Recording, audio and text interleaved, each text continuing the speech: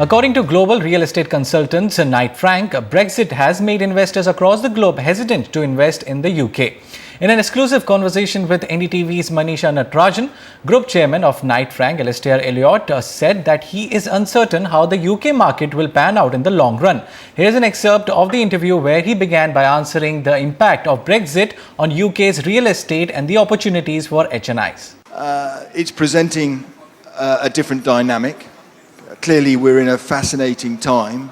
UK economics have never been possibly more hesitant at the moment, but I do urge everybody to consider its hesitancy. Okay. The UK has made a decision to exit Europe. I'm encouraged by our new administration, who are offering some certainty to the direction, i.e. Brexit means Brexit, and whatever people's views are for or against, what we need is an administration that now doesn't hesitate. The run on the pound, I ask myself why, because at the moment nothing has changed. Yes, absolutely. But there are wiser currency brokers, if that isn't a contradiction in terms, who seem to see that there is an issue. And in the short term at least, I would propose the prospect that actually the UK real estate assets are now 20% cheaper than they were on the 22nd of June. And to my mind, that presents a very interesting set of circumstances for overseas investors to consider. I'll come to that a little bit later, but believe me, this time London didn't seem that expensive. Looking at how expensive things have become in India, and now that, it has become far more affordable. All right, so let's just look at real estate per se. It is the place, one of the most desired cities for a lot of ultra high net worth Indians to buy into. How would you convince them that, look, don't catch a falling knife? Well, look, I think there's a fascinating arena in residential between buying homes and investing in property.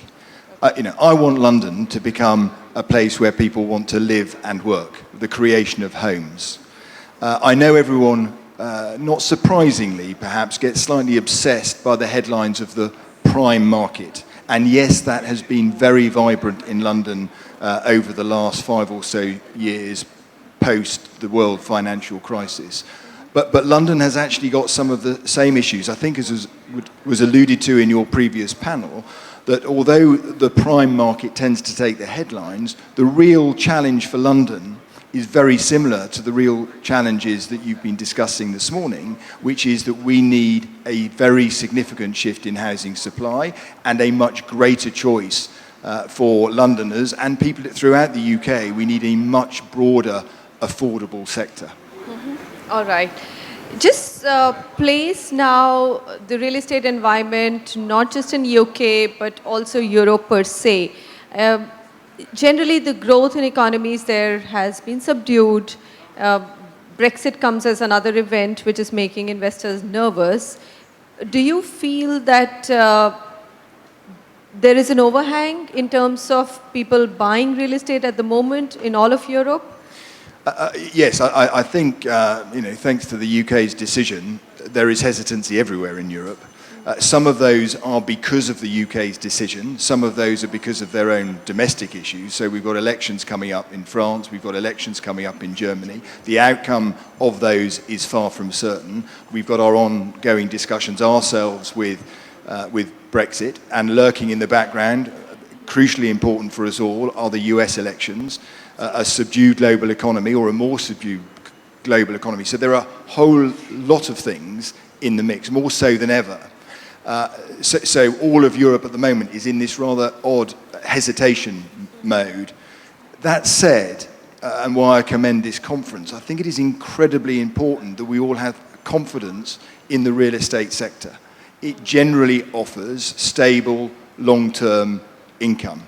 And the world of capital, everywhere I go, is looking for stable, long-term income. And we've got this odd experience at the moment, and as I say, nobody yet knows what Brexit is going to do.